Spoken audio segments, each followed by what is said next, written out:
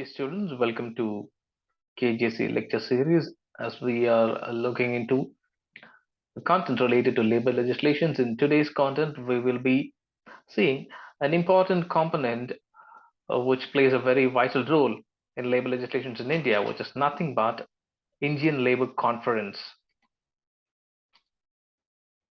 See, the Indian Labour Conference uh, is otherwise called, is commonly known as the Labour Parliament of India. So, as Indian Parliament has ratified Convention number 144 of the International Labour Organizations, it is now India's legal obligation to hold the Indian Labour Conference in order to strengthen the tripartite mechanism. So, as I say here, the tripartite mechanism, the Indian Labour Conference is a tripartite mechanism which is formed on the guidelines of the International Labour Conference, which is again the apex level tripartite mechanism.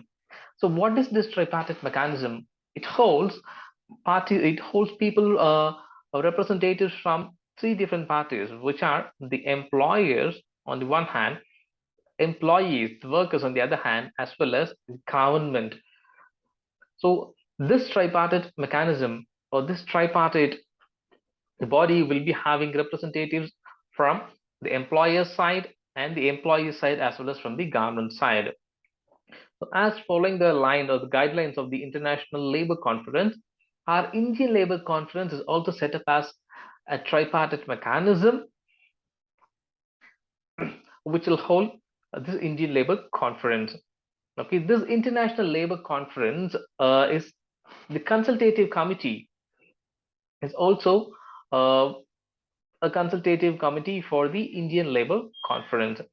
If we could see where the Indian Labour Conference was first held on, it was first held in the year 1940. Then it was called as the Tripartite National Labour Conference and not as the Indian Labour Conference. So let us see further into this Indian Labour Conference. The agenda of the Indian Labour Conference will be finalized by the Standing Labour Committee, which is again a tripartite body that will be formed after a detailed discussion. So this Standing Labour Committee will also have representatives from employees, employers, as well as from the government side. And this committee will be finalizing the agenda for that particular year's Indian Labour Conference.